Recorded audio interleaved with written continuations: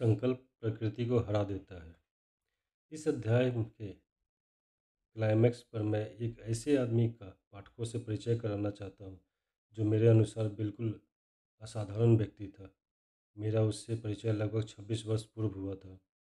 उसके जन्म होने के थोड़े समय बाद ही वह विश्व में कब आया, तो उसके पास कौन सी चीज़ें नहीं था। जब डॉक्टर को दिखाया गया तो उसका मत था, हो सकता है यह सारी ज़िंदगी गूंगा बहरा ही रहे। मैंने डॉक्टर के इस मत को चुनौती दी। आखिर यह मेरा अधिकार है, क्योंकि मैं उस बच्चे का बाप था। मैंने भी व्यक्तिगत रूप से एक मत बनाया और संकल्प लिया, परंतु उसे मैंने अपने हृदय तक ही सीमित रखा। मैंने तय किया कि यह मेरा बेटा अवश्य ही देख सुन सकेगा और तथा बोलेगा भी। प्रकृति मुझे एक कर्ण रहित बच्चा तो दे सकती है, पर इसको एक असाध्य कमजोरी मानने को बाध्य नहीं कर सकती। मैंने तय कर लिया कि मेरा बच्चा बोलेगा, सुनेगा और देखेगा। मुझे विश्वास था कि कोई न कोई रास्ता जरूर सूझेगा। मेरे दिमाग में इमर्सन की अमर पंक्तियाँ बार बार गूंज रही थी। हर चीज़ का उद्देश्य होता है, हमें विश्वास का सबक देना। हमारा काम तो सिर्फ उस उद्देश्य को स्वीकारना मात्र है। हम सभी के लिए मार्गदर्शन होता है, और यदि हम गौर से सुने तो हम सही शब्द भी ग्रहण कर लेंगे। सही शब्द क्या? इच्छा। सबसे ज़्यादा मेरी इच्छा ही थी कि मेरा बच्चा गूंगा बहरा न रहे। जब से मैंने यह इच्छा की, तब से यह दृढ़ से दृढ़तर ही होती गई। कई वर्षों पूर्व मैंने लिखा था, हमारी सीमाएं वही होती है जो हम अपने मस्तिष्क में निर्धारित कर लेते हैं। अब पहली बार मैंने सोचा कि क्या यह एक वास्तविक सत्य है। अपने नवजात शिशु के सामने पर बिस्तर पर लेटे लेटे मैं यह सोच रहा था, बच्चे में श्रवण शक्ति नहीं थी। अपने नवजात शिशु के सामने पर बिस्तर पर लेटे लेटे मैं यह सोच रहा था, बच्चे में श्रवण शक्ति नहीं थी। फिर भी यदि उसने सुनना और बोलना सीख लिया, तो भी वह जीवन भर अंगहीन तो रहेगा ही। निश्चित ही यह वह सीमा थी जो बच्चे के दिमाग में नहीं थी। अब मैं क्या करता? मैं चाहता था कि कैसे ही बच्चे के दिमाग तक मैं अपनी धड़कती इच्छा पहुंचा सकूं। काश यह बिना काम वाला बच्चा मेरी अदम्य इच्छा समझ पाता। मैंने सोचा कि जब यह बच्चा थोड़ा समझदार हो जाएगा, मैं इसके दिमाग में अपनी वह इच्छा कूट कूट के भर दूंगा। फिर माँ प्रकृति अपनी तरफ से इसे एक वास्तविकता बनाएगी। यह सब बातें मेरे मन में उभर रही थी, पर मैंने इन्हें मन में ही रखा और किसी के सामने जाहिर नहीं किया। लेकिन अपने इस प्रण को कि मैं अपने बेटे को मूक और बधिर नहीं रहने दूंगा, नित्य मन ही मन दोहराता रहा। जैसे मेरा बच्चा बड़ा होने लगा, उसे आसपास की चीज़ों की समझ होने लगी। मैंने देखा कि उसके पास सुनने की बहुत थोड़ी ताकत थी। जब वह चलने फिरने की आयु तक पहुंचा, तो उसने बोलने का कोई प्रयत्न नहीं किया। लेकिन हम उसकी चेष्टाओं से समझने लगे कि वह थोड़ा बहुत सुन सकता था। यही मैं जानना चाहता था। मुझे भरोसा था कि यदि वह थोड़ा सुन सकता है, तो ज़्यादा भी सुनने लगेगा। फिर कुछ ऐसा हुआ जिसने मुझे आशा की एक किरण दी। यह बिल्कुल अप्रत्याशित ढंग से हुआ। हमने एक विक्ट्रोला बाजा ग्रामोफोन खरीदा। अब उस बच्चे ने उसका संगीत सुना तो वह हर्ष से उत्साहित सा हो गया और उस बाजे पर अपना हक जता लिया। कुछ ही दिन बाद उसकी रुचि के कौन से रिकॉर्ड है उसका ज्ञान हो गया। उसने उनमें से एक रिकॉर्ड था, it's a long way to Tipperary. एक बार उसने इस रिकॉर्ड को बार बार बजाया तथा लगभग 2 घंटे तक बजाता रहा। वह विक्टोरिया के सामने अपने दांत पीस कर खड़ा रहा। उसकी इस आदत का महत्व हमें बाद में मालूम पड़ा, जब हमने बोन कंडक्शन सिद्धांत के बारे में सुना। जब उसने उस विक्टोरिया पर अपना अधिकार जमा लिया, तो मैंने देखा कि जब मैं उसके कान के पीछे की मस्टाइंग बोन को छूकर बोलता, यानी मेरे होठ उसके कान के पास उभरी हड्डी के पास होते थे, तब वह मेरी आवाज़ ज़्यादा साफ सुन पाता था। इससे मुझे एक दिशा मिली, और मैं अपनी अदम्य इच्छा कि मेरा पुत्र कहीं मूक और बधिर न रह जाए, को वास्तविकता बनाने में जुट गया। उस समय वह अटक अटक कर कुछ शब्द बोलने का प्रयत्न भी करने लगा था। यद्यपि पूरा माहौल तो हतोत्साहित करने वाला था, परंतु निष्ठा समर्पित इच्छा के लिए कुछ भी असंभव नहीं होता। जब मैंने देखा कि वह मेरी आवाज़ बहुत कुछ सुनने समझने लगा है, तो मैंने धीरे धीरे अपनी अदम्य इच्छा की कि वह ठीक से बोल सुन सके। उसके दिमाग में भरना प्रारंभ कर दिया। मैंने शीघ्र ही देखा कि उसे सोने के पूर्व कहानियाँ सुनने में बड़ा आनंद आता है। तो मैंने ऐसी कहानियाँ गढ़ने का प्रयत्न किया जो उसमें आत्मविश्वास, कल्पना शक्ति तथा सुनने बोलने की ज्वलंत इच्छा भरने का प्रयत्न करें। एक ऐसी ही कहानी को मैंने ड्रामाई रूप से नया रंग देने का प्रयत्न किया, जिसका उद्देश्य था कि उसके दिमाग में यह विचार भर दूं कि उसकी बीमारी कोई रोग नहीं वरन उसके लिए एक एसेट संपदा भी हो सकती है। यद्यपि मुझे इस उक्ति पर पूरा भरोसा था कि हर विपत्ति अपने साथ कुछ न कुछ सामान फायदा उठाने के बीज भी पैदा करती है। मुझे यह कबूल करना है कि मुझे तब तक समझ में नहीं आ रहा था कि किस प्रकार कमजोरी एक ताकत बन सकती है। फिर भी मैंने अपना प्रयास जारी रखा और सोने के समय सुनाने वाली कथाओं में रोज नए रंग भरकर उसे सुनाता रहा। यह आशा भी करता रहा कि वह दिन शीघ्र आए जब उसकी यह परेशानी दूर हो। यद्यपि तर्क मुझे चिता रहा था कि जहाँ कर्णहीनता हो वहाँ सुनने का सहज तरीका किस प्रकार खोजा जा सकता है, लेकिन निष्ठा चालित इच्छा ने इस तर्क को अलग फेंक दिया और मुझे अपना प्रयत्न चालू रखने को प्रेरित करती रही। अब जब मैं उस स्थिति का आज विश्लेषण करता हूँ, मैं समझता हूँ कि चमत्कारी परिणाम के पीछे मेरे पुत्र का मुझ पर विश्वास एक बड़ा योगदान दे रहा था। मैंने उसे जो कुछ भी बताया उस पर उसने कोई सवाल नहीं किया।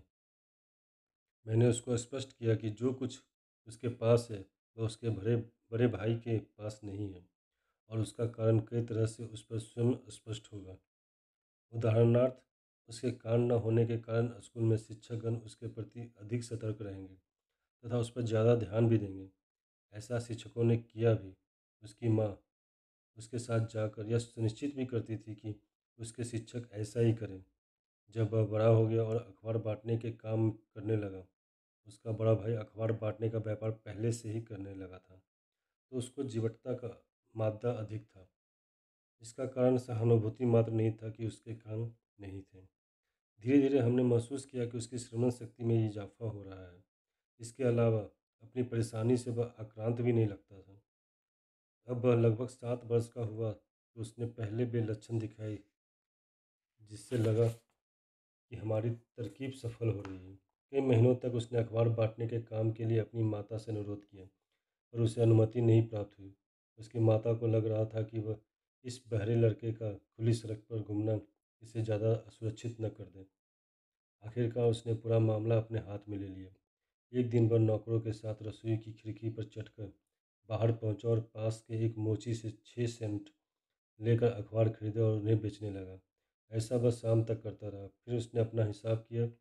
6 सेंट मोची को वापस करने के पश्चात उसने 42 सेंट कमाए। जब रात को हम घर वापस पहुँचे तो वह सो रहा था। उसकी कमाई उसके हाथ में मजबूती से दबी थी। उसकी माँ ने उसकी मुट्ठी खोलकर सेंट के सिक्के निकाले और भावातिरेक में वह रोने लगी। पर मुझे यह सही नहीं लगा। अरे, अपने बेटे की पहली विजय पर यह अश्रुपात कैसा? मेरी प्रतिक्रिया बिल्कुल उल्टी थी।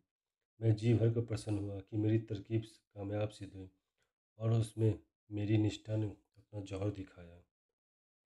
परंतु उसकी माँ को लग रहा था कि उसके पुत्र ने धन कमाने के लिए अपनी जान को जोखिम में डाला था। परंतु मेरा विचार था कि वह एक स्वयंनिर्भर व्यापारी है तथा उसका अपने प्रति विश्वास 100% बढ़ गया था। वह अपनी ही पहल पर व्यापार में गया और विजयी रहा। मुझे इसकी प्रसन्नता थी। उसमें वह अपनी योग्यता को पहचानने की काबिलियत है जो उसके साथ सदैव रहेगी। बाद की घटनाओं ने उसे पूरी तरह सिद्ध भी कर दिया। जब उसके बड़े भाई को कोई चीज़ चाहिए होती तो वह ज़मीन पर लोट पोट कर अपनी लातें फटकार कर और अपनी मनचाही चीज़ प्राप्त कर लेता था। परंतु हमारा छोटा बहरा बालक ऐसा कुछ भी नहीं करता था। वह उस मनचाही चीज़ को प्राप्त करने के लिए योजना बनाता, धन प्राप्त करता और फिर वह चीज़ें स्वयं ही खरीदता था। अभी तक वह ऐसा ही करता है।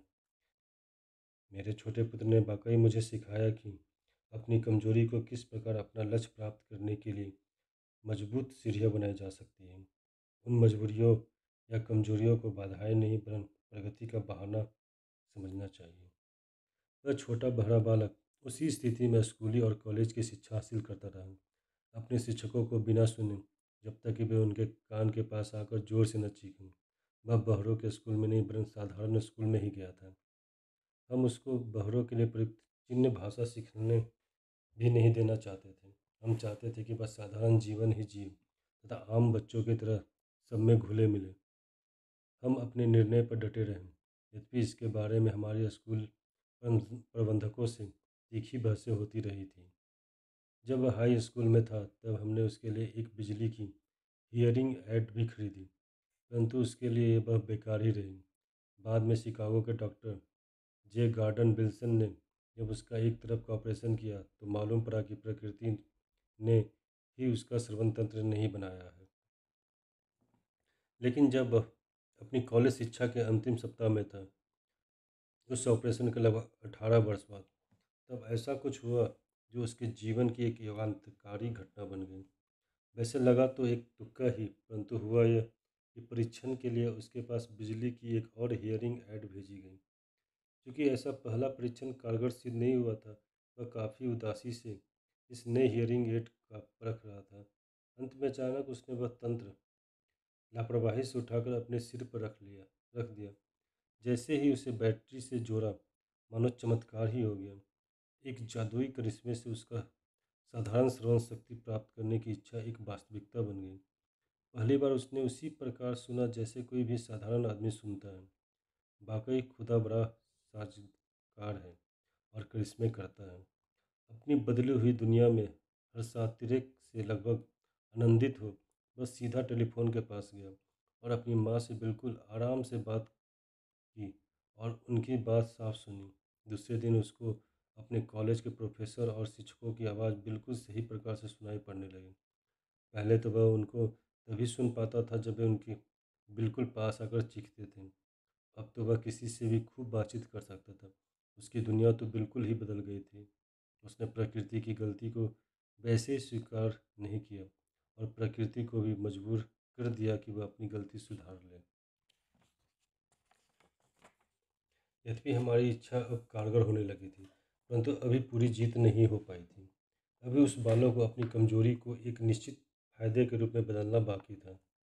बिना अपनी प्राप्ति की उपलब्धि की महत्ता जाने अपनी नई दुनिया की खुशी में पागल, उसने हियरिंग एड बनाने वाली कंपनी को एक खत लिखा जिसमें अपना मधुर अनुभव भी वर्णित किया। पता नहीं क्या उस पत्र में जाहिर था या छिपा था। उस कंपनी ने उसे न्यूयॉर्क आने का निमंत्रण भेज दिया।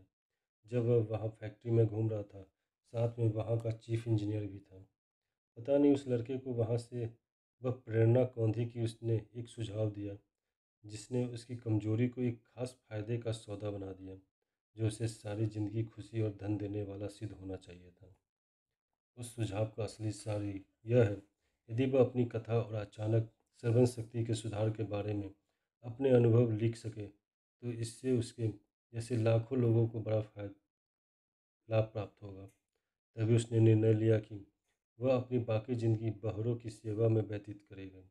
फिर 1 महीने तक बस गहन शोध में व्यस्त रहा, जिसमें उसने इस हियरिंग एड के मार्केटिंग के तरीकों पर मनन किया और सारे विश्व के बहरों से सीधे संप्रेषण के रास्ते तलाशे। जब संपर्क कायम हो गया तो उसने अपनी द्विवर्षीय योजना बनाई जो उसके शोध पर आधारित थी। जब उसने अपनी योजना पर उस कंपनी को बताई तो उसे एक ऐसा पद प्रदान किया गया जिसके द्वारा वह अपनी महत्वाकांक्षाओं को चरितार्थ कर सकता था। जब वह काम करने गया तो उसने सपने में भी नहीं सोचा था कि नियति ने उसको हजारों बधिरों का उद्धारक बना दिया है।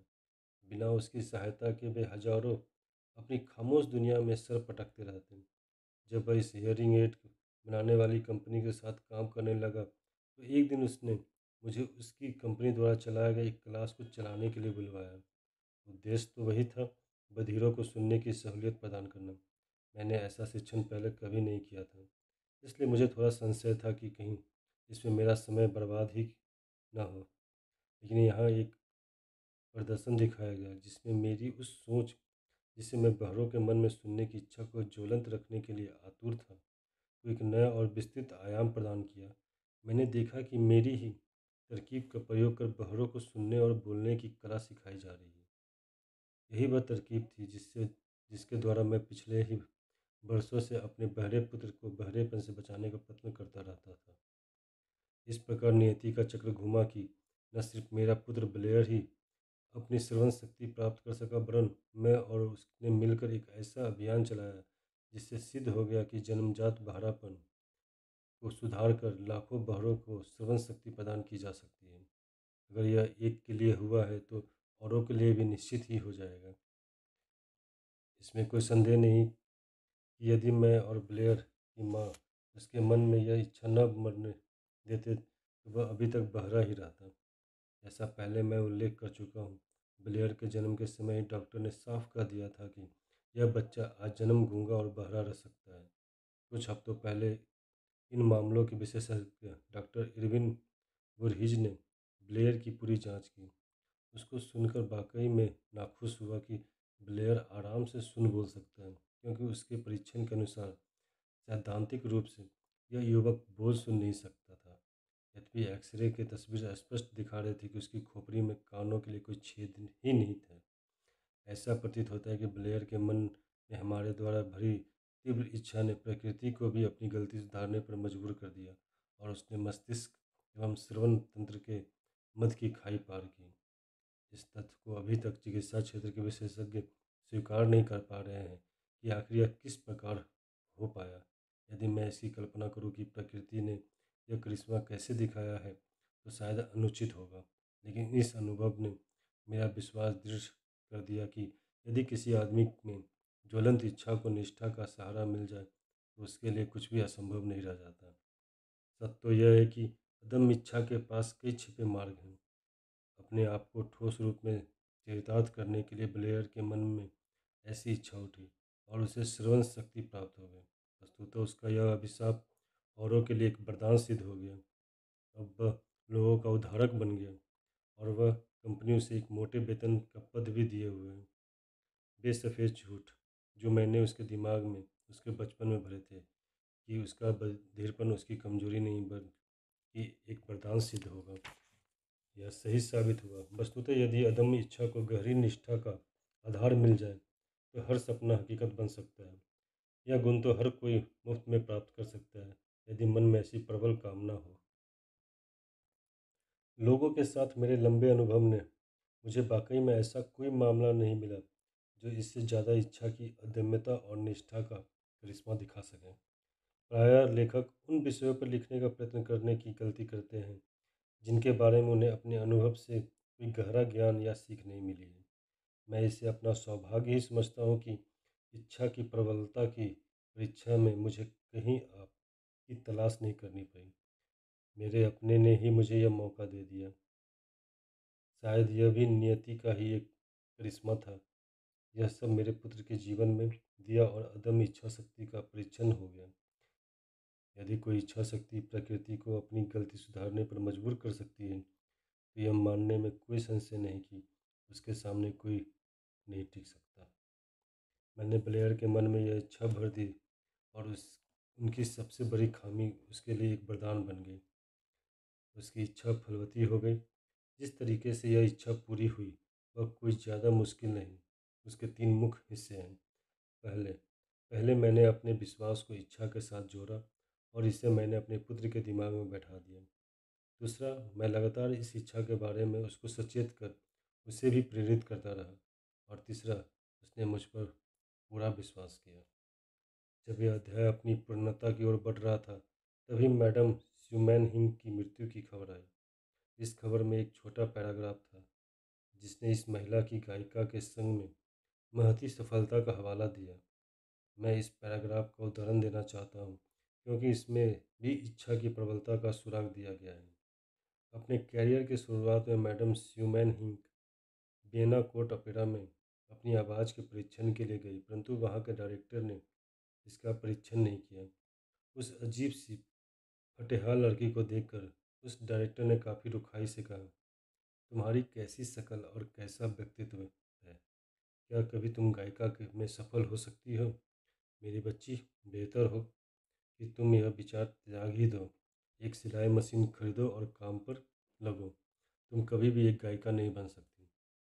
कभी भी तो एक लंबा समय होता है। बेशक वियना ओपेरा कोर्ट का वह डायरेक्टर संगीत की कला और तकनीक का ज्ञान तो परखा था, पर उसे यह नहीं मालूम था कि जब इच्छा पर एक जुनून का रूप ले लेती है तो क्या क़यामत ढा सकती है। यदि उसे इसका रंज मात्र भी आभास होता तो वह एक जीनियस को मौका दिए बिना वापस नहीं भेज सकता था। कई वर्ष पहले मेरे एक व्यापारी सहयोगी बीमार पड़े। धीरे धीरे उनकी हालत बिगड़ती गई और अंततः उन्हें अस्पताल में भर्ती होना पड़ा। एक ऑपरेशन के लिए जब उनको ऑपरेशन रूम में व्हील चेयर पर ले जाया जा रहा था, मैंने उन्हें देखा और सोचा कि क्या उतना पत, उतना पतला दुबला कमज़ोर आदमी इस बड़े ऑपरेशन को बर्दाश्त कर सकता है। क्या यह ऑपरेशन कभी भी सफल हो सकता है?